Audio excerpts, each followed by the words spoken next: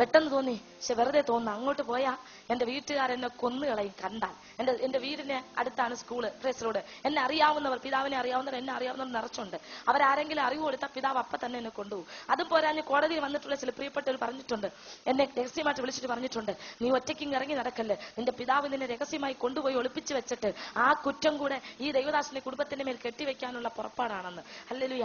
എന്നാൽ ഞാൻ പ്രാർത്ഥിക്കുമ്പോൾ പെട്ടെന്ന് പരിശുദ്ധാത്മാവ് ഒരു വാക്യം എന്നോട് ഇടപെട്ടു. ഞാൻ പറയട്ടെ പ്രിയമുള്ളവരെ, ദൈവാത്മാവ് പല വിധത്തിൽ ഇടപെടും. നേരിട്ട് സംസാരിക്കും, വചനത്തിലൂടെ ഇടപെടും, ഒരു മനുഷ്യന്റെ വായിലൂടെ സംസാരിക്കും, ഒരു ദുഷ്ടനിലൂടെ ദൈവം സംസാരിക്കും. Praise lord. അതെ, കഴുതയെ കൊണ്ട് ബിലയാമിനോട് സംസാരിപ്പിച്ചതുപോലെ സംസാരിക്കും. ഹല്ലേലൂയ. Praise lord. ഞാൻ ഹല്ലേലൂയ എന്റെ ഉള്ളിലേക്ക് സദൃശ്യവാക്യം 21 അധ്യായം 1 വാക്യം കടന്നു വന്നു. യഹോവയുടെ കരത്തിൽ രാജാക്കന്മാരുടെ ഹൃദയം നീർത്തോട് പോലെ ഇരിക്കുന്നു, അതിനെ ദൈവം ഇഷ്ടമുള്ളിടത്തേക്ക് തിരിക്കുമെന്ന്. അപ്പോൾ എനിക്ക് തോന്നി, ഞാൻ പോയാ സ്കൂളിലെ അധികാരികളുടെ ഹൃദയം എനിക്ക് അനുകൂലമായി തിരിയും, അവര് സർട്ടിഫിക്കറ്റ് എനിക്ക് തരും. ഹല്ലേലൂയ. എനിക്ക് ഒപ്പിട്ട് തരും. പ്രൈസ്. എനിക്ക് ഭാരമുണ്ട്, എങ്ങനെ എന്ന് സർട്ടിഫിക്കറ്റ് ചോദിക്കും, എങ്ങനെ അപേക്ഷ എഴുതി കൊടുക്കുമെന്നൊക്കെ. അപ്പോഴേ ദൈവം ഈ വചനം എനിക്ക് തരുന്നത്. ഹല്ലേലൂയ. എന്നാൽ വിശ്വാസം അത്ര ഉറച്ചില്ല. പക്ഷെ ഉറപ്പ് വന്നില്ല. സ്കൂളിൽ എങ്ങനെ ഒറ്റയ്ക്ക് പോകും, ഇത്രയും പീഡ ഞാൻ അനുഭവിച്ചുകൊണ്ടൊരു ഭയം. അതുകൊണ്ട് ഞാൻ ബൈബിൾ തുറന്ന് വായിക്കുമ്പോൾ യെശയ്യാ പ്രവചനം 55 അധ്യായം അതിന്റെ 10 മുതൽ താഴോട്ടുള്ള ഭാഗം അതെ ഞാൻ വായിച്ചു. ആ വാക്യം എന്റെ ഉള്ളത്തിൽ ആഴത്തിൽ തറച്ചു. ഹല്ലേലൂയ. കാരണം ആ ഭാഗം ഇന്നിവിടെ ഇരിക്കുന്ന പലരുടെയും ജീവിതത്തോടുള്ള ബന്ധത്തിൽ പരിശുദ്ധാത്മാവ് വെളിപ്പെടുത്താനും പ്രവർത്തിക്കാനും പോകുകയാണ്. ഹല്ലേലൂയ. അതുകൊണ്ട് നോട്ട് ചെയ്തട്ടെ. Praise lord. യെശയ്യാ പ്രവചനം 55 അധ്യായം 10 മുതൽ താഴോട്ടാണ്. അവിടെ ഇങ്ങനെ എഴുതിയിരിക്കുന്നു, ആകാശത്ത് നിന്ന് പെയ്യുന്ന ഹിമവും മഴയും വെറുതെ ഭൂമിയിൽ നിന്ന് അങ്ങോട്ട് കയറിപ്പോകാതെ വിതയ്ക്കാൻ വിത്തും തിന്മാൻ ആഹാരവും ഉളവാകത്തക്ക വണ്ണം ഭൂമിയെ നനച്ച് ഫലവത്താക്കി വിളയിക്കുന്നത് പോലെ യഹോവയുടെ വായിൽ നിന്നു വരുന്ന വചനമായിരിക്കും.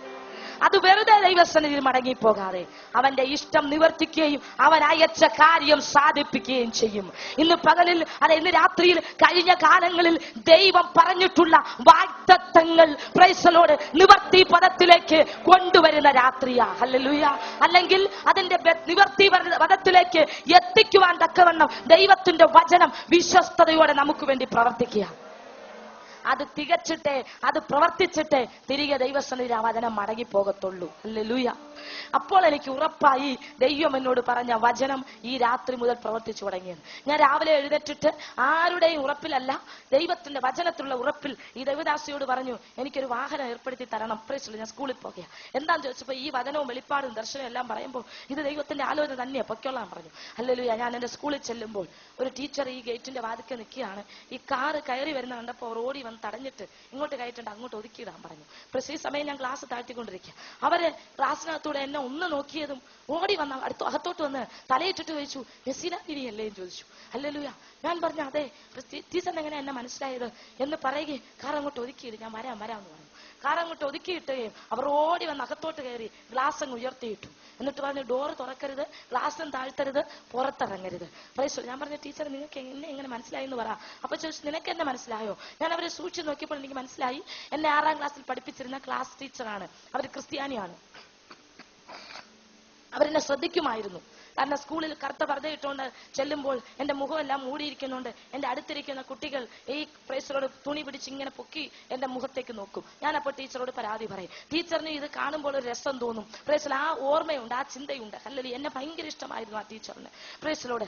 ആ ടീച്ചർ എന്നോട് പറയുകയാണ്, കഴിഞ്ഞ ദിവസങ്ങളിൽ സ്കൂളിൽ വലിയ ബഹളവും പ്രശ്നവും എന്റെ പിതാവ് ഒന്നുണ്ടാക്കി.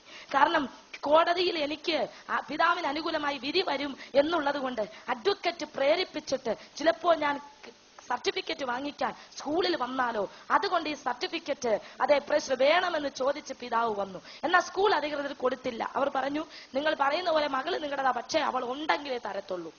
അപ്പൊ പിതാവ് അവരോടുമായിട്ട് ഒരു ഒത്തുതീർപ്പ് ഇങ്ങനെ എത്തി. പ്രൈസലോട്. അപ്പിതാവിനെയും കൂടെ വിളിച്ച് നിർത്തിയിട്ട് സർട്ടിഫിക്കറ്റ് എനിക്ക് തന്നാൽ അതെ തരുന്നെങ്കിൽ അതെ പ്രൈസലോട് പിതാവിനെയും കൂടെ അറിയിച്ചിട്ടേ കൊടുക്കാവൂ എന്ന് പറഞ്ഞിരുന്നു. എന്നാൽ എന്റെ പിതാവിന്റെ ഇളയ സഹോദരൻ സ്കൂളിലുണ്ട്. അദ്ദേഹം വഴിയൊക്കെ ഞാൻ അവിടെ ചെന്നാൽ ഇത് കിട്ടേണ്ട അതെ സാഹചര്യങ്ങളെ എന്റെ പിതാവ് അടച്ചിരിക്കുകയാണ്. എന്റെ ദൈവം എന്നോട് പറഞ്ഞ ആലോചനയ്ക്ക് വിരുദ്ധമായിട്ടാണ് ഇവിടെ വരുമ്പോൾ ഞാൻ കേൾക്കുന്നത്. പ്രൈസലോട്. എന്നാൽ എന്റെ ഉള്ളിൽ നിരാശ വന്നില്ല. പകരം ദൈവം പറഞ്ഞ വചനത്തിന്റെ ഉറപ്പ് എന്റെ ഉള്ളിലേക്ക് വന്നു. ഹല്ലേലൂയ. കാരണം വചനം പാറയെ തകർക്കുന്ന ചുറ്റികയാണെന്ന് പറയുന്നത് സത്യമാണെന്ന് എന്റെ അനുഭവത്തിലൂടെ ഞാൻ മനസ്സിലാക്കിയിട്ടുണ്ട്. ഹല്ലേലൂയ. പക്ഷെ ഈ ടീച്ചർ എന്നോട് പറഞ്ഞു, പക്ഷെ ഈ സർട്ടിഫിക്കറ്റ് നിനക്ക് തരണമെന്ന് എനിക്കൊരാഗ്രഹമുണ്ട്. ഹല്ലേലൂയ. കാരണം കഴിഞ്ഞ രാത്രിയിൽ ഞാൻ ഉറങ്ങിയിട്ടില്ല. എന്താന്ന് ചോദിച്ചോ പറയുക, ഈ വാക്ക് തർക്കം നടക്കുമ്പോൾ എനിക്കൊരു ചിന്ത, പ്രൈസ് ദി ലോർഡ്, ഹല്ലേലൂയ, അതെ നീ കർത്താവിനെ സ്നേഹിച്ചത് കൊണ്ട് ഇത് നിനക്ക് എടുത്ത് തന്നില്ലെങ്കിൽ ചിലപ്പോൾ ദൈവം എന്നോട് ചോദിക്കും. Hallelujah, price the lord. എന്നാൽ നിന്നെ എവിടെ വന്ന് കണ്ടുപിടിക്കും? നിന്റെ വീട്ടുകാരോട് ചോദിച്ചാൽ അവരെന്നെ കൊന്നു കളയും, എന്റെ കുടുംബക്കാരെ ഉപദ്രവിക്കും, നിന്നെ സംരക്ഷിച്ചവരെ അവരെ ഉപദ്രവിച്ച വിധം ഞങ്ങൾ കേട്ടിട്ടുണ്ട് എന്ന് അങ്ങനെ ചിന്തിച്ച് കിടക്കുമ്പോൾ എന്റെ ഉറക്കം അങ്ങ് നഷ്ടപ്പെട്ടു പോയാന്ന്. ഞാൻ പറഞ്ഞു, ടീച്ചറെ, ചിന്തിച്ചും ആലോചിച്ചും ഉറക്കം പോയതല്ല. ഇന്നലെ രാത്രി ദൈവം എന്നോട് പറഞ്ഞു, അധികാരികളുടെ ഹൃദയത്തെ എനിക്ക് അനുകൂലമായി തിരിക്കാമെന്ന്.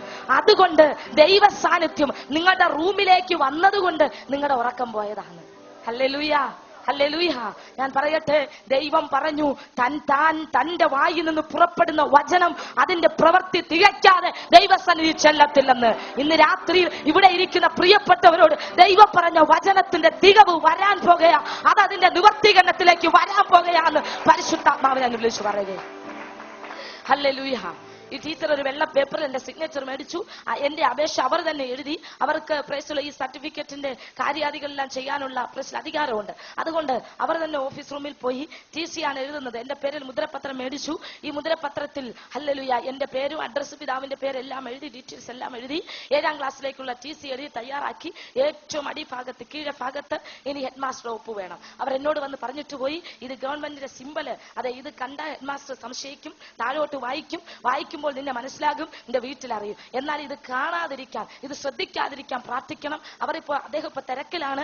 ഞാൻ ഇതും കൊണ്ട് അങ്ങോട്ട് ചെല്ലുമ്പോൾ ആ തിരക്കിൽ പ്രൈസ് ദി ലോർഡ് ഇതിലൂടെ ഒപ്പിട്ടിങ്ങി തരാൻ നീ പ്രാർത്ഥിച്ചോളാൻ പറഞ്ഞു. ഹല്ലേലൂയ. ഞാൻ ഇങ്ങനെ പറഞ്ഞു, കർത്താവേ, അധികാരികളുടെ ഉള്ളത്തെ എനിക്ക് അനുകൂലമായി തിരിക്കാമെന്ന് പറഞ്ഞത് അവിടെന്നാ.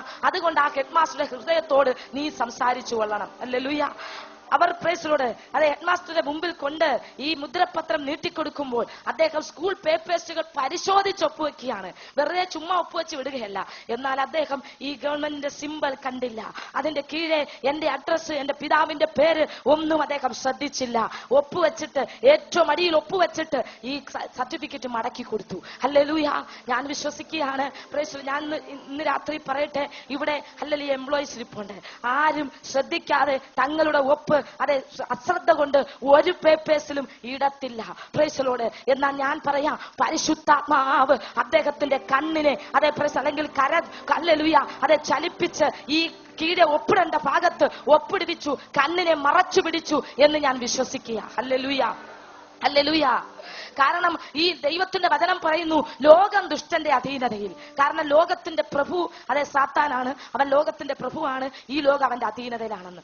ഈ ലോകത്തിൽ പാർക്കുന്ന എന്റെയും നിങ്ങളുടെയും നീതി നടത്തിത്തരേണ്ടത് ഈ ലോകത്തെ ഉണ്ടാക്കിയ ദൈവത്തിന്റെ കടമയാണ്.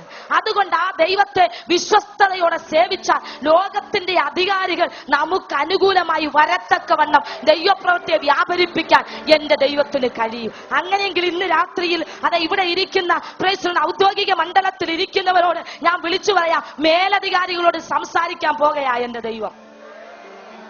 പ്രൊമോഷനും ട്രാൻസ്ഫറും ഒക്കെ മുടങ്ങിക്കിടക്കുന്നെങ്കിൽ, തടഞ്ഞു വെച്ചിരിക്കുന്നെങ്കിൽ, ഇന്ന് രാത്രിയിൽ ദൈവത്തിന്റെ നാമത്തിനു വേണ്ടി ഉറച്ചു നിൽക്കാൻ തീരുമാനമെടുക്കട്ടെ. അധികാരികളുടെ കയ്യൊപ്പ് അനുകൂലമായി വീഴാൻ പോകുകയാണെന്ന് ദൈവാത്മാവ് ഞാൻ വിളിച്ചു പറയുകയാ. Hallelujah, hallelujah, hallelujah. Price the Lord. ദൈവത്തിന് മഹത്വം ഉണ്ടാകട്ടെ. ഹല്ലേലൂയ.